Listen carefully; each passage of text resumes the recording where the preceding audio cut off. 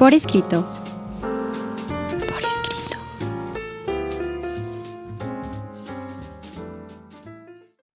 Bienvenidos a un programa más de Por Escrito. Estamos en Radio Anáhuac, que eleva tus sentidos. El día de hoy nos acompaña. Sean muy bienvenidos. Estamos en nuestro afán de seguir atrapando lectores y escritores para nunca dejarlos ir. Mi nombre es Cecilia Durán Mena. Un servidor, Juan Carlos Padilla, los invita a seguirnos en las redes sociales, en Facebook Por Escrito MX, en Twitter @por escrito _, en Instagram Revista Por Escrito. Pueden seguirnos también en los canales de YouTube, Revista Por Escrito, o escuchar a través de Spotify el programa. Y no olviden que todos los miércoles en punto de las 9:05 de la noche, un episodio más de estreno en Código Libre, así que síganos, por favor. Mi querida Ceci, Mi querido Juan. es un proceso constante. Vamos a nuestros pretextos literarios. Vámonos. Pretextos literarios.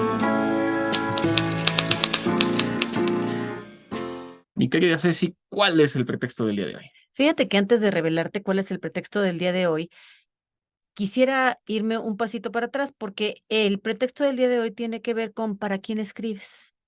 Y algunas veces, y hay algunos autores que dicen que ellos escriben para el mejor lector posible, y el mejor lector posible son ellos mismos. Y eso me parece un acto de arrogancia terrible. Tú sabes que para mí un texto que no sale del cajón, un texto que solo leo yo, se va a podrir. Por eso yo sí creo que los autores escribimos para alguien más que para nuestros propios ojos, pero en este género del que estamos hablando, puede ser que los escritos sí hayan sido para nosotros mismos. Y estoy hablando de los diarios como pretexto literario, mi querido Juan. Bien, sí, yo justo ahorita que te escuchaba decía, bueno, pero es que sí uno puede escribir para uno mismo. Ujú. A ver, estoy pensando no propiamente en literatura, pero uno como profesor, yo todavía tomo mis notas a mano y en estas notas, pues son notas para mí, no son notas para nadie más. Y son notas para después poder ordenar las ideas, hacer presentaciones, etcétera, etcétera. Y es que un diario sí funciona así. Y estoy pensando también en algo que se va a desarrollar más en la parte de metaliterario, pero que valdrá la pena también mencionar ahora o en las conversaciones, que tiene que ver para qué utilizamos las redes sociales a las que nos metemos diario o prácticamente diario, ¿para qué las usamos? Y aquí yo sí te quiero hacer una confesión, Ceci, porque lo que publico realmente en Facebook, sí lo escribo para otros, por Ujú. si a alguien le sirve, pero a mí lo que me gusta de Facebook es que me hace recordatorios. Claro. Y los recordatorios son importantes para mí porque es, mira, hace exactamente 5, 10, 8 años estaba yo pensando esto. ¿Qué pienso de esto el día de hoy? Entonces es una manera de recordatorio. En ese sentido, Facebook para mí funciona como un diario. Y fíjate que esto de los diarios, ¿cómo se llevaban a cabo antes? Yo me acuerdo cuando yo era adolescente, los diarios eran unos libritos de hojas blancas que además tenían una como trabita que la cerrabas con una cerradura y guardabas tu llavecita para que nadie leyera lo que tú ponías. Entonces, ahí ibas como guardando registro de lo que tú hacías día con día. El otro día me encontré mi diario. Yo tenía 13 años. La verdad es que es un ejercicio muy lindo porque te da ternura de ver a esa, pues, preadolescente con unas ideas bastante, a veces revolucionarias, y es como si estuvieras reviviendo otra vida, y es algo muy interesante.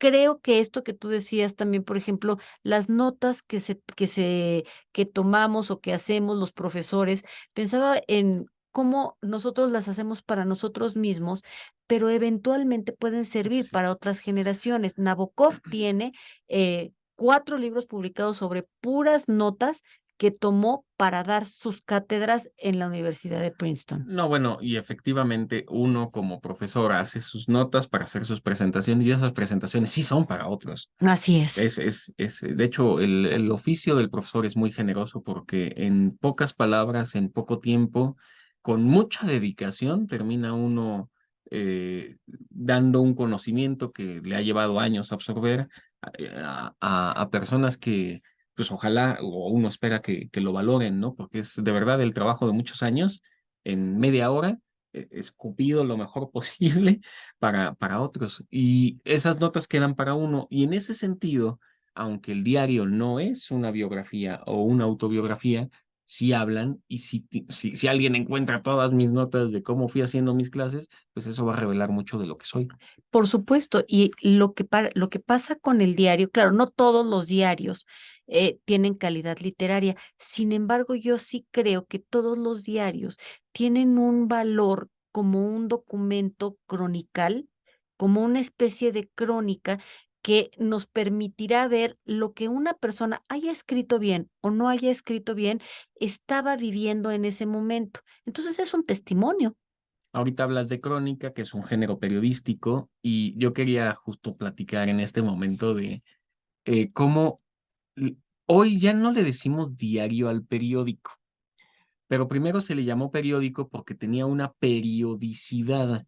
A ver, sería muy difícil la pretensión de escribir diariamente en el diario cada cosa que nos ocurre, pero hablamos de periodicidad y para tener el oficio de un escritor es importante escribir periódicamente. Esa periodicidad empezó a ser diaria y por eso los diarios se les empezó a llamar diarios, periódicos diarios o periódicos diarios, para ser más específico. Y el escritor también se va formando escribiendo todos los días, que eso es algo que sí le envidio a Cecilia Durán Mena, porque Cecilia Durán Mena sí escribe Diario. diario, todos los Diario. días, que es algo que a mí me gustaría poder hacer. Y no digo que no lo haga para cuestiones de clases u otras cosas, pero no de manera literaria, que es lo que más me gustaría. Y ay, a mí también me encantaría porque realmente yo lo que escribo es opinión, ¿no? Y opinión política y te tuve en el Libertador de Oaxaca, que era un periódico muy, muy local de la capital. Ahí sí tuve una libertad padrísima porque ahí me dejaban escribir más bien como ensayo literario y fue algo muy, muy lindo. Y alguien a quien yo envidié toda la vida fue a Germán Dehesa. Germán Dehesa, que pudo haber sido pues el crónico de la ciudad, tuvo una sección en la que escribía todos los días para el periódico Reforma. Y ahí nos enterábamos de lo que le pasaba, de si estaba malito de la panza, de cómo fueron creciendo sus hijos, de si ya uno fue grosero, si el otro le tuvo un detalle, de la esposa. Bueno, nos enteramos de una cantidad de cosas y fue algo tan maravilloso porque Germán murió después, murió de cáncer y tuvo la atención de despedirse de todos lo que los que lo seguíamos. El último día que escribió fue el día que murió. Recuerdo porque había, recordarás, en Plaza Loreto, la planta de luz, Ay, donde él cómo no, también qué tenía un chistoso. show. Y a mí me tocó muy poco cuando descubrí a Germán Deza, ya estaba en las últimas, pero sí recuerdo en una de sus columnas en el periódico Reforma, ¿cómo se llamaba su perrita? Ajá. Capufe. Capufe, sí, porque La, era un perrito café. Ajá. la Capufe. Y claro, pues eso nos revela y nos habla de ese personaje que escribe en el diario y que puede tener una importancia histórica brutal. Vamos a hablar, sí, de personajes literarios, pero también de personajes históricos que, gracias a lo que escribían en los diarios, nos permiten al menos una perspectiva de la realidad propia de la que estamos hablando. Estoy pensando, por ejemplo, en Cristóbal Colón. Claro. Estoy pensando en Marco Polo. Cristóbal Colón ahora, bueno, se celebra, bueno, ya no todo mundo quiere celebrar a Yo Cristóbal sí. Colón el 12 de octubre, yo creo que también es muy importante, pero en sus diarios se ve reflejado el estrés, la angustia de que se le están amotinando en el barco ya desde el 25 de septiembre y estuvo a punto de no llegar a descubrir absolutamente nada porque ya estaba muy desesperada la gente porque no llegaban al destino que él les había prometido. Y qué importante, mi querido Juan, me hiciste recordar el diario de Hernán Cortés también, en donde uno piensa de el personaje, lo que aprendes en los libros de texto, y cuando lo lees, te das cuenta que era un personaje, un hombre entrañable, un hombre muy valeroso y un hombre que la padeció también durísimo porque precisamente la gente no alcanzaba a ver todo lo que él traía en su cabeza, toda esta visión tan amplia y cómo esta angustia también de me van a matar y me van a querer y por eso quemó las naves cuando vino para acá, porque si no se daba cuenta de que no iba a tener otra alternativa. Sí, totalmente. Y estoy pensando en el personaje de Marco Polo como un personaje, quizá la obra que conocemos hoy de los viajes de Marco Polo no son sus notas como tal, porque sabemos que Rustichello, un prisionero igual que él, ya en Retorno a Venecia, es quien va a escribir realmente el diario del viaje. Sus escritos son los que van a permitir esta idea un poco fantástica de las rutas que conectaban Europa con Asia. Y él pretendía ser un poco una guía de viaje cuando termina dándole a conocer, porque él morirá más joven, estas notas a Rustichello, que es quien finalmente va a publicar la obra. Y pues vamos a continuar con este programa, pero tenemos que cerrar el candadito Del de día. el diario de Ceci para ir a la siguiente sección y continuamos con el programa.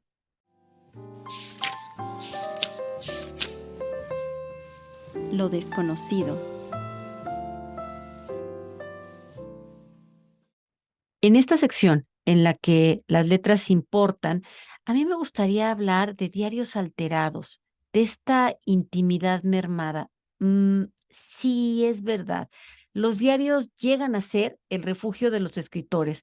¿Por qué? Porque en ellos estamos volcando nuestros sentimientos, nuestras emociones, nuestros pesares con algo muy importante o sin algo muy importante, que es la presión de saber que alguien los va a leer o que se van a publicar, porque cuando nosotros escribimos para que se publique, primero volcamos todas las ideas, toda la inspiración y después empezamos a corregir. Acá no hay necesidad de corregir en teoría porque se está escribiendo no para ser publicado.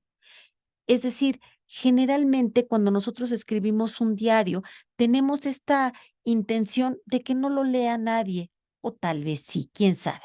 Pero cuando el diario íntimo de algún autor llega a ser publicado sin su autorización, y esto suele pasar generalmente varios años después de que el autor dejó de escribir o de que el autor ya se retiró o de que el autor está muerto. Entonces, a veces algunos allegados, muchos con buenas intenciones, otros con la buena intención de tener algún lucro financiero, se les ocurre pues escribir. Yo recuerdo que, más bien publicar, yo recuerdo que en alguna ocasión Guadalupe Loaesa decía, deberían de tener piedad estas personas que van a publicar algo que no quería que alguien se publicara, porque entonces, ¿qué pasa? Empezamos a ver cómo se merma la imagen de alguien que a lo mejor había cuidado muchísimo su escritura. Entonces, eh, empezamos a tener una imagen tal vez distorsionada de lo que el autor quería dejar ver de sí. Y aquí es en donde decimos, estos diarios están mermando esta intimidad y peor aún, cuando estos diarios no fueron corregidos por el propio autor y son corregidos por alguien más. Podemos ver un ejemplo muy, muy claro en Franz Kafka, puesto que le cedió a su amigo Max Brod todos sus manuscritos, incluido su diario íntimo, y le dejó la instrucción expresa de que los quemara tras su muerte. Sin embargo, Brod tuvo la iluminación de no seguir estos deseos post-mortem, pero también con el diario pasó algo en particular, puesto que Brod lo alteró para que no diera una mala imagen de su amigo, argumentando que las modificaciones solo quitaban partes que no tenían interés y que no tenían sentido. Tuvieron que pasar muchos años para que se pudieran ver los diarios de Kafka sin ningún tipo de modificación.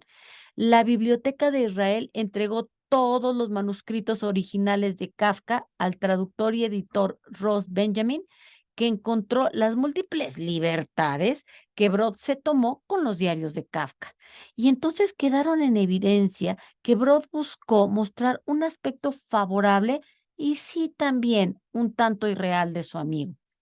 Si bien Kafka no podía objetar sobre las alteraciones que su amigo hizo, a su diario, este no tiene que ser necesariamente el caso, puesto que hay una escritora que, motivada por la posibilidad de que éste llegara a tener un valor en el futuro, modificó su diario. Y claro que estamos hablando de probablemente la autora del diario más famoso que hay en la literatura, que es Ana Frank.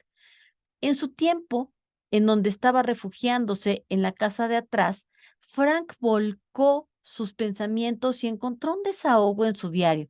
Sin embargo, este no sería la versión final del mismo, puesto que cuando en la radio que el Ministerio de Educación, que los textos escritos en ese momento tendrían que valorar los documentos, esta se dio a la tarea de modificar su diario, no solo para hacerlo más claro, sino para que también pudiera ser la base de una novela que se llamara La casa de atrás. Entre múltiples modificaciones que se le hizo al diario de Ana Frank, reescribió sus páginas para que éstas fueran legibles y no tuvieran las tachaduras de su primera versión. Sin embargo, la estética no fue lo único que Ana modificó, puesto que también omitió ciertos hechos que en la segunda versión de su diario, como fue la relación con su novio, Peter Van Pels, de la cual omitió una carta que estaba en la primera versión de su diario. Así, Ana da más detalles sobre ciertos acontecimientos, dotándolos de mayor impacto visual. Cabe destacar que Ana no fue la única que modificó su diario, pues parece que también Otto Frank, su padre, cuando publicó el diario de su hija, lo dejó como la versión que ésta reescribió, pero además le recortó ciertos fragmentos del diario original. Además, Otto se quedó con 5 páginas en las que Ana hablaba de la relación con sus padres. Y ya sabemos que estas relaciones pues están llenas de muchos claros oscuros. De esta manera, el diario de Ana Frank siempre fue visto con las modificaciones hasta que por fin, en el año 2001, fue publicadamente su versión íntegra. De esta manera, vemos que los diarios en la literatura no son el acercamiento íntimo que muchas veces nos prometen, pues para que el diario llegue a ser publicado, este algunas veces fue modificado. Eso no significa que el escritor no fuera sincero en las palabras que escribe en él. Sin embargo, cuando hay terceros involucrados, este espacio íntimo puede llegarse a ver mancillado, aunque no necesariamente con malas intenciones. ¿O qué piensas, querido lector?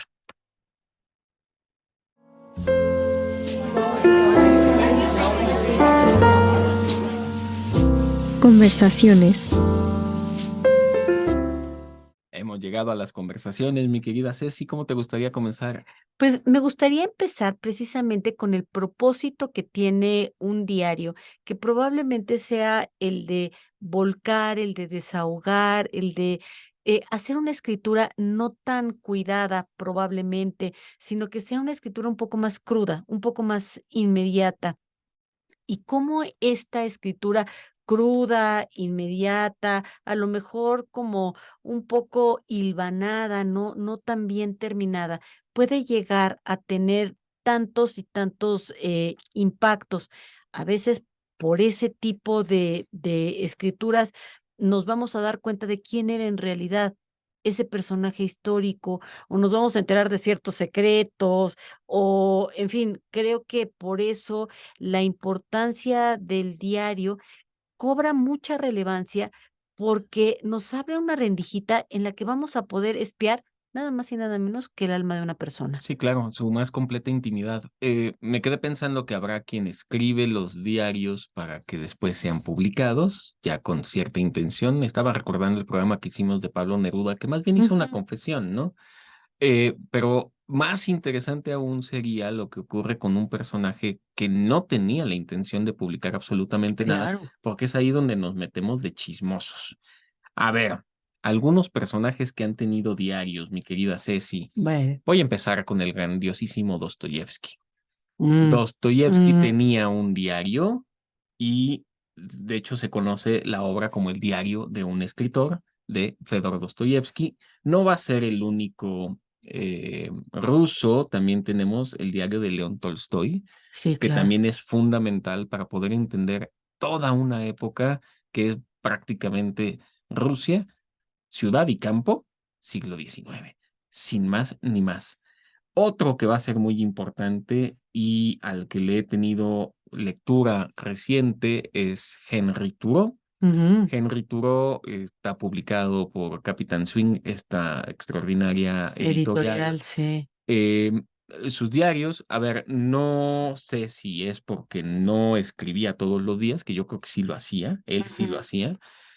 Obviamente tienes que hacer un compilado, no todo lo que se dice es tan relevante, pero hay unas cosas Sí, sensacionales cuando claro. uno lee a estos autores y pues o hace que te enamores más del autor o hace que lo odies profundamente, depende de lo que vaya uno encontrando en el diario.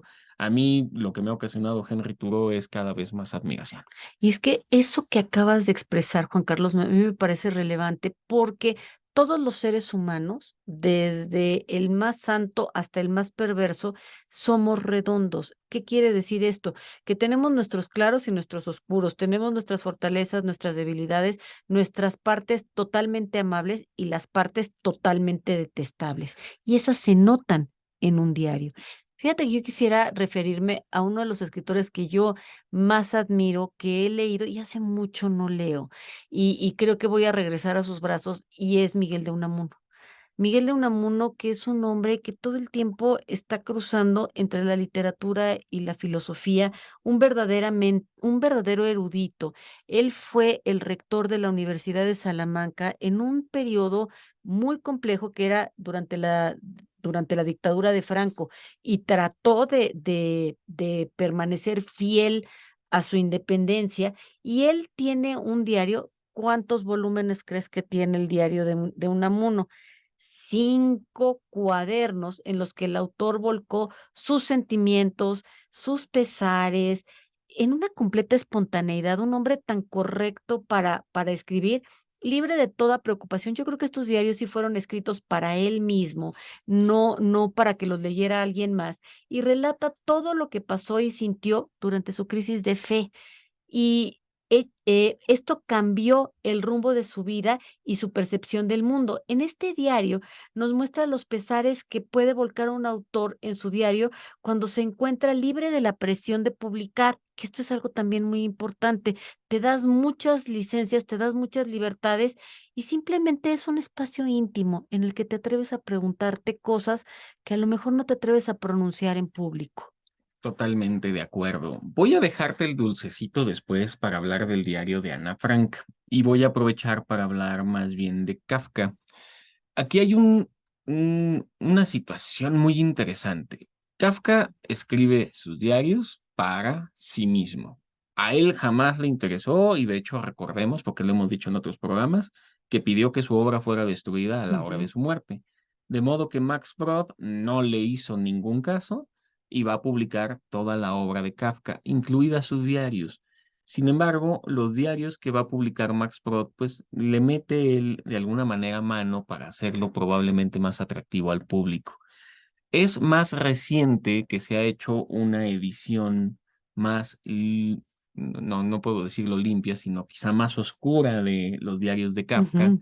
donde no hay esta edición de Max Brod, a quien tenemos que agradecerle infinitamente haber conservado la obra de Kafka, pero a quien podríamos decir, bueno, quizá no debió Ujú. manosear, editar los diarios para que podamos nosotros tener más en crudo, más vivencialmente, más existencialmente a este autor existencialista que tenía muchas frustraciones en la vida, pero que también tenía una forma de mirar el mundo muy, muy personal. Yo le agradezco a Broad que nos haya hecho a la humanidad esta herencia. Sin embargo, entra uno en esta pregunta de si tengo derecho o no de inmiscuirme en la intimidad de alguien más. Y si yo, o sea, si él no quería, ¿por qué puedo yo meter la nariz ahí? En este sentido, Chirves, que es Rafael Chirves, es este autor español. Él sí fue preparando sus diarios y deja plasmado 20 años de su vida. Eh, Tiene el diario de A Ratos Perdidos, y él se fue preparando para su muerte. Y de esta manera preparó sus diarios para ser publicados años después de su muerte. ¿Por qué? Porque en A Ratos Perdidos y en Austerlitz, él cuenta un secreto que nunca quiso revelar. A ver, ¿quién era Rafael Chirves? Rafael era un hombre, ya sabes, de correctísimo, de bombín, un verdadero caballero de pañuelo, etcétera, pero que nunca le contó a nadie, ni a sus sobrinos, que él era gay. Entonces se preparó y pidió que sus diarios no fueran publicados hasta años después de su muerte. 5 años después de su muerte nos enteramos de que él era gay. Qué fuerte. Ujú. Hay algunos autores que pueden escribir con un poco más de intención para ser leídos. Y evidentemente también tenemos a estos editores que buscan mm, meter mano de los diarios de los autores para hacer un producto vendible.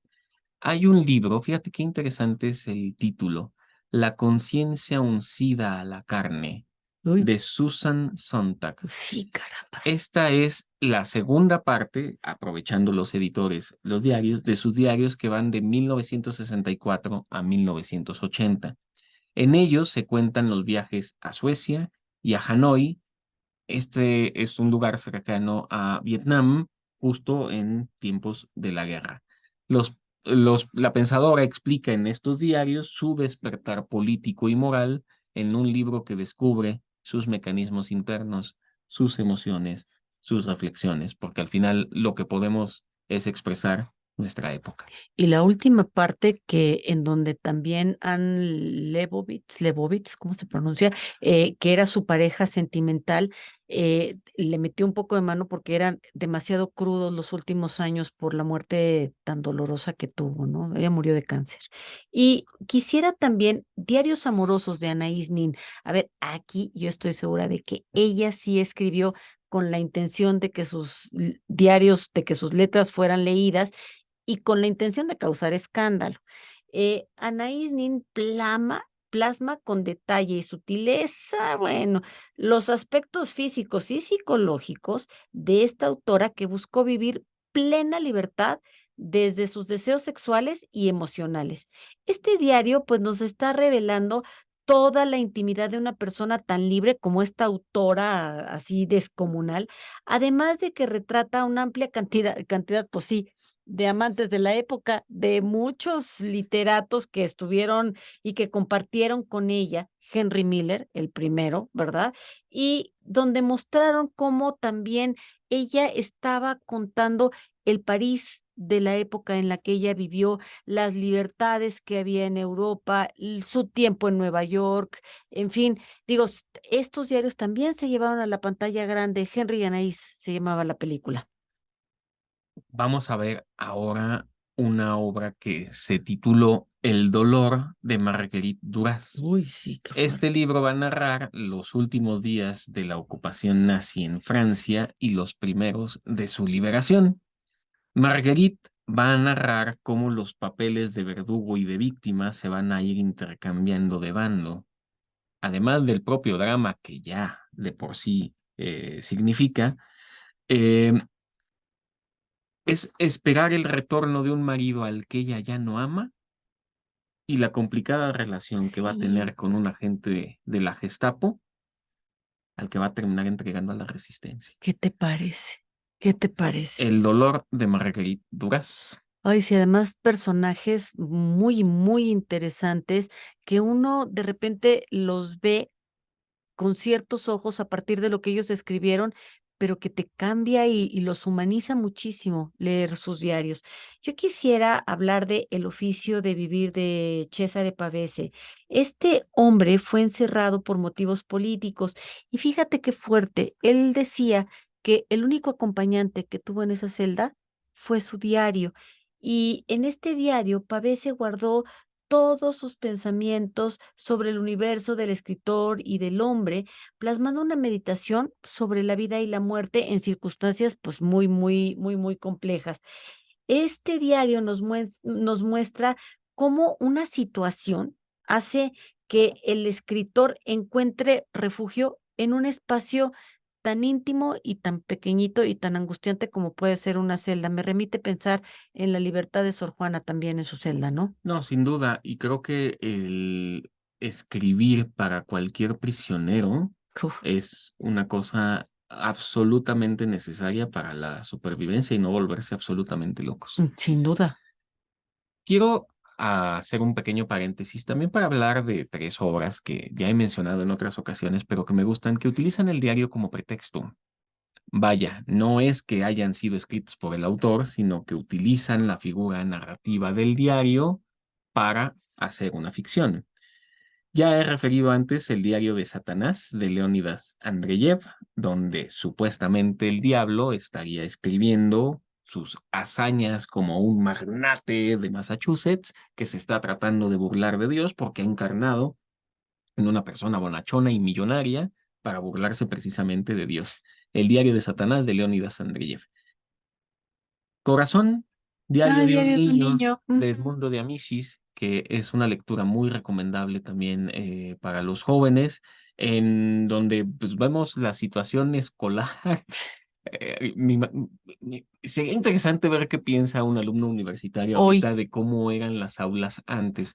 Es un libro bonito, pero tiene sus aspectos de tristeza en estas infantil, sí. relaciones entre los estudiantes con los profesores. Corazón, diario de un niño, muy recomendable. Y también me he remitido mucho a ello, el diario de la Guerra del Cerdo de Adolfo Bioy Casares, en una Argentina ficticia en la que los jóvenes empiezan a maltratar a los ancianos porque son inútiles, porque les han robado y les han quitado la perspectiva de futuro, y entonces se vuelve pues una carnicería, ¿no? El viejito que se descuide, Sí, van y cuidado. se lo descabechan. Fíjate, Juan, que decías que me dejabas el dulcecito de Ana Frank, y este es un dulcecito un poco amargo que yo tengo y te voy a platicar porque uno de los primeros libros que yo leí también fue el diario de Ana Frank. Lo leí a la misma edad que tenía Ana Frank cuando estaba encerrada en ese ático. El diario de Ana Frank cuenta la historia de una niña judía y de una familia judía que se encerró en un ático y que se encerró ahí pues para guardar la vida, ¿no? Y cómo los fueron descubriendo poco a poco y cada que entraban los nazis, los sustos que se llevaban y en fin, digo, finalmente los terminan descubriendo y pues termina pasando lo que le pasaba a todos los judíos de aquellos años. Estamos hablando de la gran angustia de una familia judía en tiempos en los que ser judío era el peor pecado que podías cometer. Viví esa angustia desde así con la pluma de una niña que estaba retratando esta situación. Y hace algunos años pues, llevé la gran desilusión de que parece que no fue Ana Frank la que lo escribió, parece que fue el papá el que hizo este diario. Y además parece que lo editó también con unas tijeras editoras un poco comprometidas, en donde la infantilizó un poco más. Ella aparentemente sí había dejado algunas de sus notas en donde también pues se veía el despertar de una niña en un ático, de cómo había sido la primera vez que ella llevó su menstruación, entonces, y todo eso él lo quitó de ahí. También pues su despertar erótico, etcétera, todo eso aparentemente el papá lo había quitado y todo eso dices, bueno, ok, pero luego resulta que parece que fue el papá el que escribió todo. Entonces, sí, creo que leer el diario de Ana Frank nos hace ver cuál era la angustia que vivía una familia en esos años. No sé si es un diario o no es un diario, ya todo quedó como en la polémica. Y desgraciadamente, pues eso es lo que no se sabe, ¿no? Porque No sabremos. estoy imaginando ahorita la historia de alguien que escribe un diario que sea falso para falsear la historia. Eso sería fantástico. A Wow, ver si hablamos de falsificadores en algún también momento. te Yo leí necesitamos. un libro, me acuerdo que estaba en segundo de primaria, que se llama La habitación de arriba, Ah, y qué debe de padre. ser un resumen De, del diario de Ana Frank, que me pareció extraordinario. Apenas yo empezaba a leer y me gustó mucho el libro. Ya después descubrí a qué hacía referencia, aunque realmente nunca me enfrenté al diario de Ana Frank. y fíjate que hay un libro, ganó el premio Pulitzer del 2023, se llama Fortuna de Hernán Díaz, y este libro está compuesto como por 4 diferentes novelas.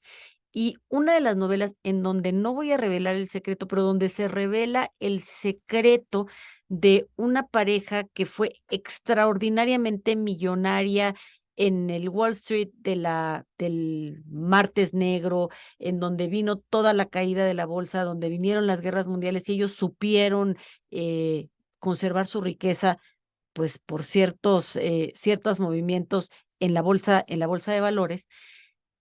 El quid de esta novela se revela en el diario de la esposa. Maravilloso la forma en la que no es un diario, pero a la forma de un diario nos quitan la venda de los ojos. Este libro, que aparentemente es una crítica muy fuerte al